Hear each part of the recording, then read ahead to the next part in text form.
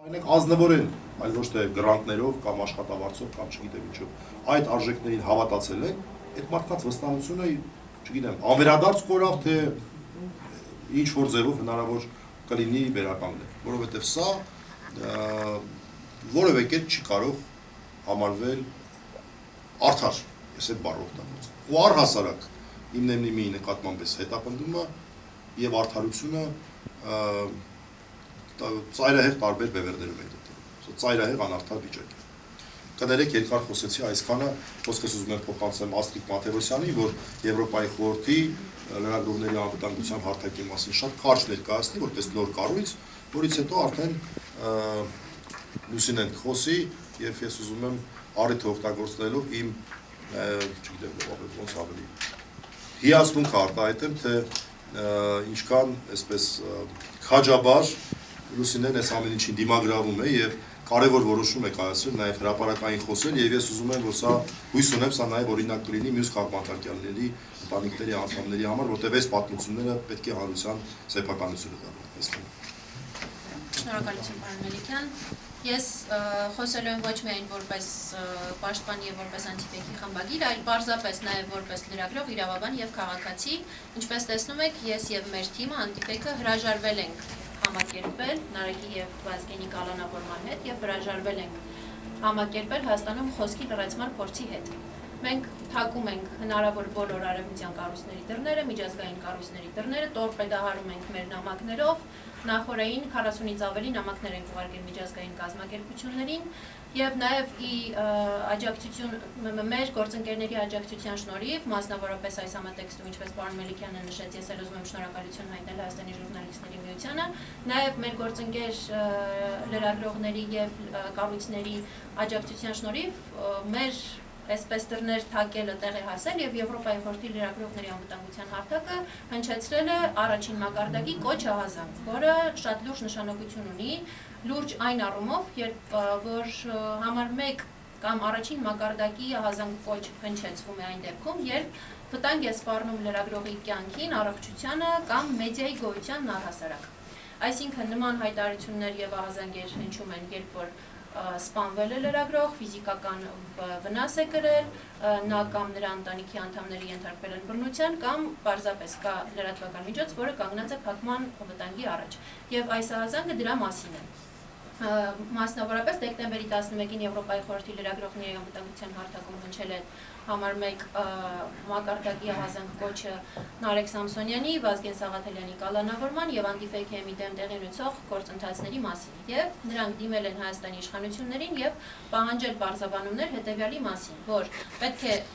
անհապաղ վերադարձնել անտիֆեքի արգրաված տեխնիկան, պետք է վերանայել Նարեկ Սամսոնյանի եւ Վազգեն Սաղաթելյանի կալանավորման հիմքերը նրանց ազատ արձակելու նպատակով, պետք է հիմնավորել իրավական առումով հիմնավորել, թե ինչու է կիրառվել խուլիգանության հանցակազմը եւ պետք է հաշվետու լինեն Հայաստանում լրատվամիջոցների եւ խոսքի ազատության սահմանափակումների հետ կապված հարցերով։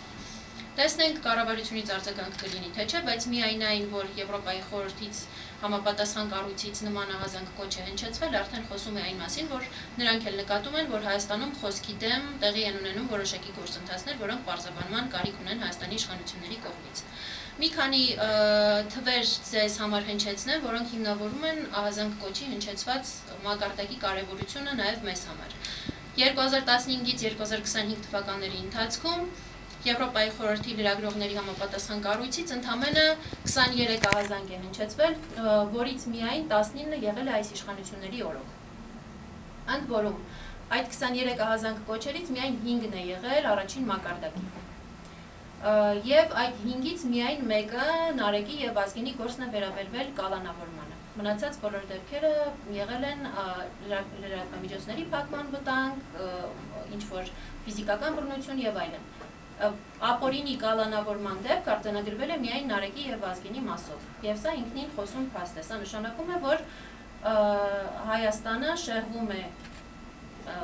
այսպես իրենց աչքերով շեղվում է, մեզ համար ակնհայտ է, որ վաղուց շեղվել է ժողովրդավարական հունով ընթանալու։ ճանապարհից եւ սա այլևս չի խոսում ժողովրդավարության մասին։ Մենք գործ ունենք մի երկրի հետ, որը խոսքի ազատության, ԶԼՄ-ների ազատության, մեդիայի հարցում ունի լուրջ հետընթաց եւ այսօր Հայաստանը Եվրոպայի խորհրդի 46 անդամ երկրներից կալանավորված լրագրողների թվով 3-րդ տեղում է։ Սա ինքնին խոսուն փաստ է։ Եվ ինչպես գործընկերներս ներկայացրեցին, իրավական մանրամասների մեջ չեմ ուզում մտնել, միայն մի քանի բառով ուզում եմ ասել, որ այն ինչ որ նոյեմբերի 13-ին տեղի ունեցավ Նարեկ Սամսոնյանի, Վազգեն Սաղաթելյանի եւ Anti-Fake-ի դեմ, դա ուղիղ պատժիչ գործողություն է սուր քննադատական, քաղաքական խոսք հնչեցնող անձանց եւ մեդիայի նկատմամբ, եւ սա գնահատականի պետք է արժանա, ինչպես միջազգային հանրության կողմից, այնպես էլ մեր գործընկերների կողմից։ Հակառակ պարագայում Ամեկ Պլյուսի լիցենզիայի զրկելու մասին կոկորտ պատրողի կողմից, այսպես ասած, եթե չլիներ մեր աջակիցների ֆինանսական ներդրումները, մենք փաստացի զրկվելու էինք մեր գործունեությունը ծավալելու հնարավորությունից, որտեղ այստեղից առգրավել էին ամեն ինչ։ Եթե չլիներ աջակիցների բանակ, ովքեր որ ներդրում արեցին եւ մեզ կարճ ժամանակում նվիրեցին տեխնիկա, որով մենք կարողացանք շարունակել, դա մոտավորապես 3-4 օրվա մասին է խոսքը։ 3-4 օր մենք հնարավորություն չենք ունեցել աշխատելու։ Փաստացի մենք փակման վտանգի առաջ էինք կանգնած։ Եվ եթե չլիներ այդ աջակցությունը, Հայաստանում մենք գործ ունենայինք Ամեկ Պլյուսին լիցենզիայից զրկելու մասին կոկորտ պատրողի օրոք փաստացի փակված ԶԼՄ-ի հետ, որը կարծում եմ աննախադեպ է առնվազն նաև այս իշխանությունների ժամանակ։ Մեղադրանքի աբսուրդի մասին գործընկերներս խոսեցին, չեմ ուզում կրկնվել, միայն ուզում եմ շեշտել, որ առնվազն Նարեկ Սամսոնյանի մասով հետույք բառի համար առաջադրվել է մեղադրանք, կիրառվել է կալանք, որը եւս աննախադեպ է, եւ սա խոսում է մի բանի մասին, որ Հայաստանի Հանրապետության ազգային ժողովի ամբիոնից իշխանության ներկայացուցիչների կողմից այդքան հնչող հայհոյանքներին, լկտի բառապաշարին, բոլորը դուք առնչվել եք այդ բառապաշարի հետ, լուսաբանել եք, կրկնվել չեմ էլ պատրաստվում, չեմ էլ ցանկանում։ Բայց մի կողմից մենք ունենք իշխանություն, ովքեր ամենաբարձր հարթակներն, ամբիոններն օգտագործում են այդպիսի լեքսիկոնով խոսելու համար, մյուս կողմից փոդքասթում, որի նախաբանում ծանոթվում են մարդիկ, որ այստեղ հնարավոր է ոչ նորմատիվային լեքսիկոն եւ հնչում է հետույք բառը, կալանավորվում է փոդքասթի վարողը։ Եվ ինչի համար է ըստ մեզ այս ամենը կատարվում։ Սա այս գործը միայն Նարեկի եւ Վազգենի մասին չէ։ Սա ուղերձ է բոլոր լրագրողներին, բոլոր խմբագիրներին, բոլոր քննադատող քաղաքացիներին, որ երկար մտածեք քննադատելուց առաջ, որովհետև դուք եւս կարող եք լրացվել, կարող եք ընդհուպ մինչև կալանավորվել։ Վերջում այս ամենի մեջ կա նաեւ մարդկային կտոր, ինչի մասին նաեւ պարոն Մելիքյանը խոսեց։ Արչևում նոր տարի է եւ Հայաստանի բանտերում կան կալանավորված քաղբանտարկյալներ, այդ թվում մեր կայքի հիմնադիր Նարեկը Սամսոնյան, հիմնելու փոդքասթի վարող եւ համավարող Վազգենը Սաղաթելյան, ովքեր բանտում են ոչ թե բռնություն գործադրելու, ոչ թե մարդ սպանելու, ոչ թե սպառնալիքներ հնչեցնելու, այլ սուրբ քաղաքական քննադատության ենթարկելու համար։ Սա նաև պետք է դիտարկել